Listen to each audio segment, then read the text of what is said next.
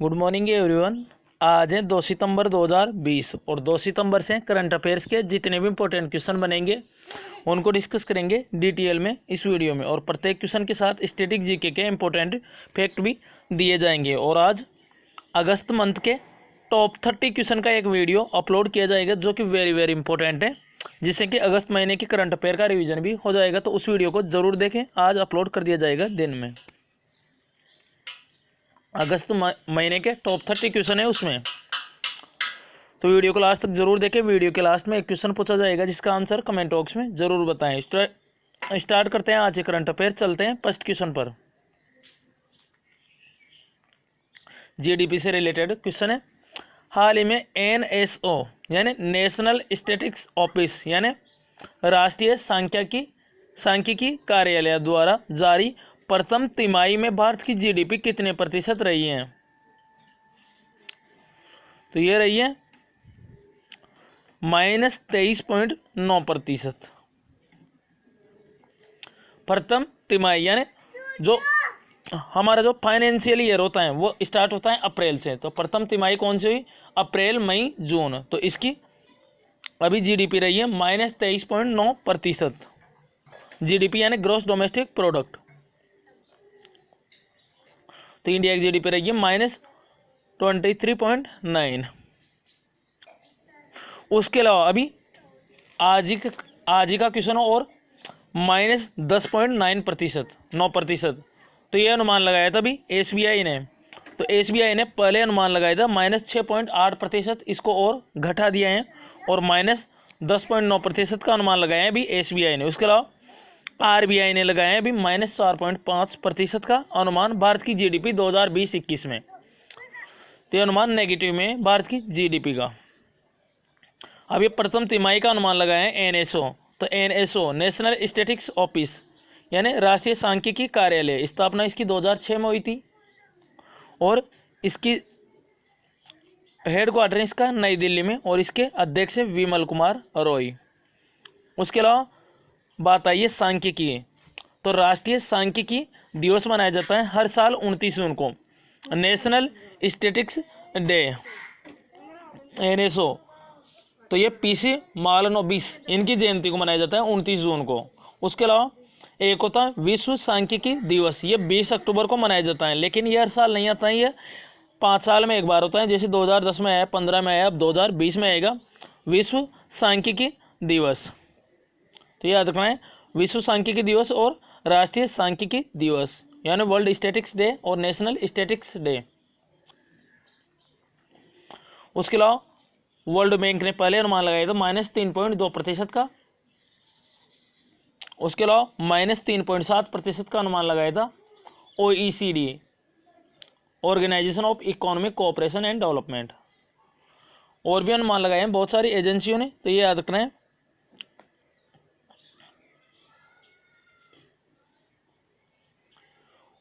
उसके अलावा next question है।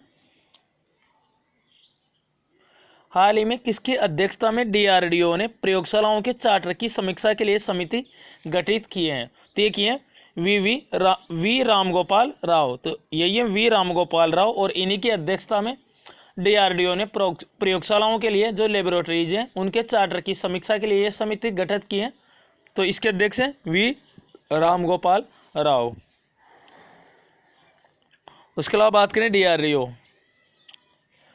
DRDO defence research and development organisation, इसकी स्थापना हुई थी 1958 में और नासा की भी स्थापना 1958 में हुई थी। इसका हेडक्वार्टर है नई दिल्ली में और इसके अध्यक्ष हैं जी सतीश रेड्डी।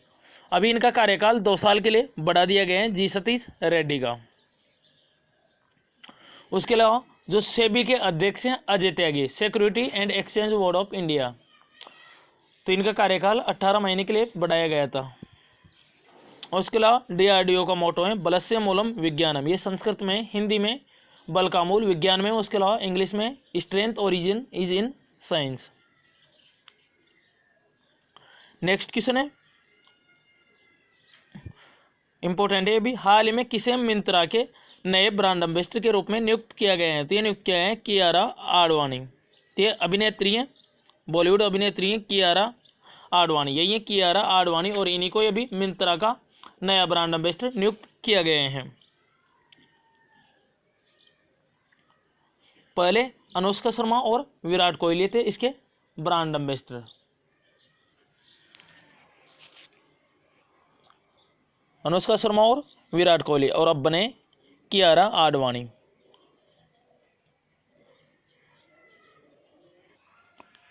तो अब ब्रांड एम्बेसडर बने, इनका नाम याद रखें कियारा आडवाणी। तो मिंत्रा, ये फ्लिपकार्ट का एक फैशन मार्केट प्लेस है मिंत्रा। तो इसके पहले ब्रांड एम्बेसडर बने थे पहले नंबर के अनुष्का शर्मा और विराट कोहली, और अब बने कियारा आडवाणी इसकी अगली ब्रांड एम्बेसडर हैं ये अभी। उसके अलावा करीना कपूर, ये प्यूमा इसके ब्रांड एम्बेसडर बनी थी। उसके अलावा Rohit Sharma Crickdom IIFL Indian Infoline finance limited La Liga के ब्रांड एम्बेसडर बने थे रोहित शर्मा। तो पहले क्रिकेटर बने हैं इसके ला लीगा के ब्रांड एम्बेसडर बनने वाले हैं।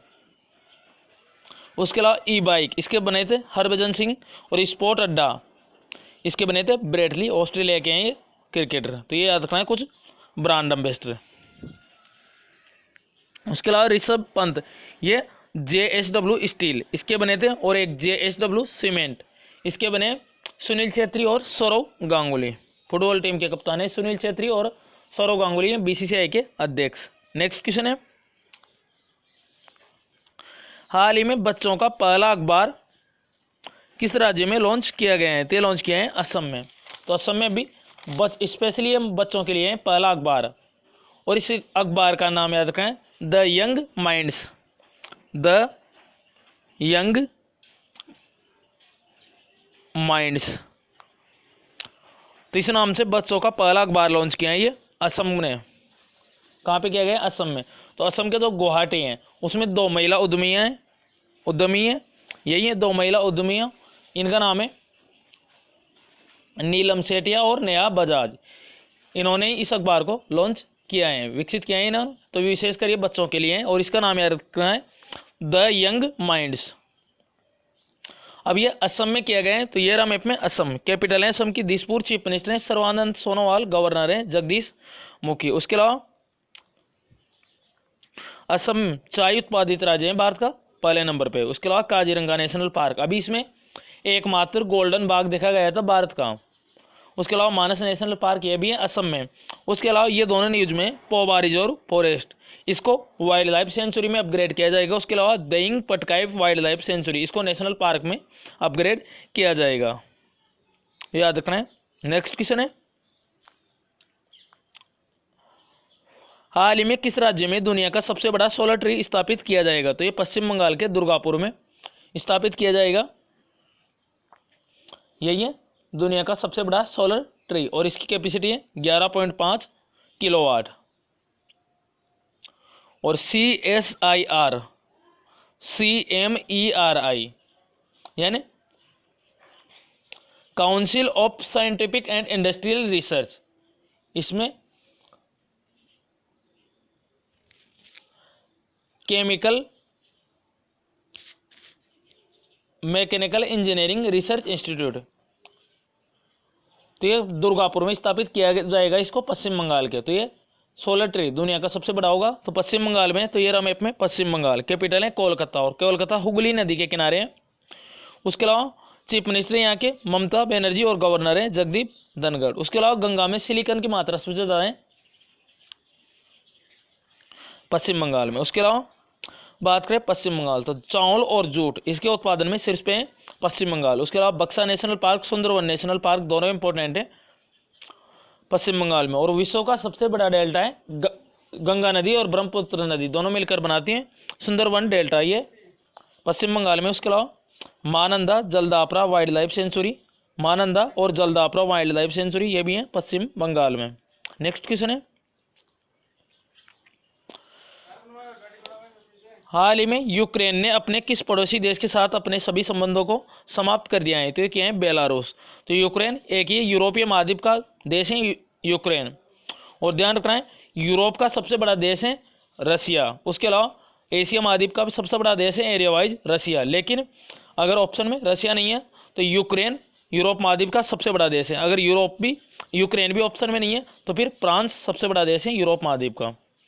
तो अब ये बेलारूस के साथ संबंध समाप्त किए हैं। तो ये रहा मैप में बेलारूस। कैपिटल है इसकी मिन्स्क। करेंसी है बेलारूसी रूबल, और अभी इसके 6ठी बार राष्ट्रपति बने थे ये बेलारूस के अलेक्जेंडर लुकाशेंको। नेक्स्ट क्वेश्चन है, हाल ही में किस राज्य में भारत का पहला खिलौना विनिर्माण क्लस्टर स्थापित किया जाएगा? तो ये किया जाएगा कर्नाटक में। देन टॉय मैन्युफैक्चरिंग क्लस्टर ये स्थापित किया जाएगा भारत का पहला कर्नाटक में। तो इसमें लगभग 40,000 लोगों को रोजगार मिलेगा और इसमें 5 करोड़ रुपए तक का निवेश होने की यानी इन्वेस्ट होने की उम्मीद है इसमें। तो कर्नाटक की एक जगह है कोप्पल, तो यहीं पे ये स्थापित किया जाएगा। अब ये कर्नाटक में किया जाएगा। तो ये रहे मैप में कर्नाटक, कैपिटल है इसकी बेंगलुरु, चीफ मिनिस्टर है यहाँ के BS येदियुरप्पा और गवर्नर है वजुभाई वाला। उसके अलावा कर्नाटक से बात करें और भी क्वेश्चन है, कर्नाटक में केगा nuclear power plant very important है, कर्नाटक से है। जैसे तारापुर न्यूक्लियर पावर प्लांट है महाराष्ट्र में, काकरापार न्यूक्लियर पावर प्लांट है गुजरात में। उसके अलावा नरोरा न्यूक्लियर पावर प्लांट ये कहाँ पे है? उत्तर प्रदेश में। उसके अलावा रावतबाटा में राजस्थान में रावतबाटा में भी nuclear power plant.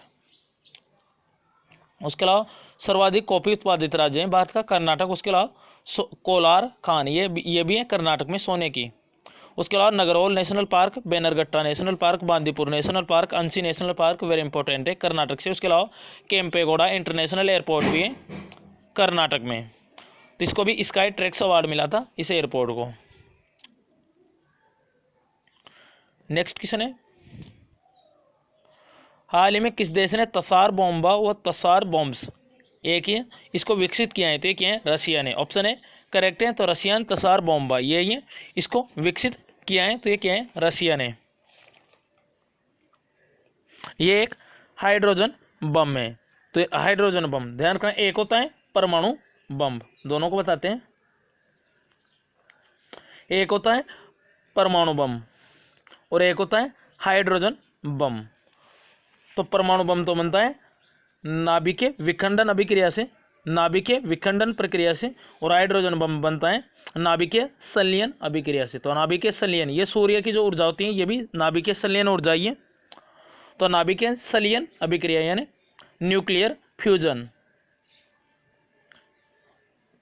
Nuclear fusion, उसके अलावा फ्यूजन और उसके अलावा न्यूक्लियर फ्यूजन, नाभिकीय विखंडन। नाभिकीय संलयन में क्या होता है? दो छोटे छोटे परमाणु आपस में मिलकर एक बड़ा परमाणु बनाते हैं, जबकि विखंडन में एक बड़ा परमाणु टूटकर दो भागों में डिवाइड होता है, जिससे ऊर्जा निकलती है वो होती है। तो ध्यान रखना, नाभिकीय विखंडन और नाभिकीय संलयन पर आधारित है हाइड्रोजन बम, परमाणु बम है नाभिकीय विखंडन पर।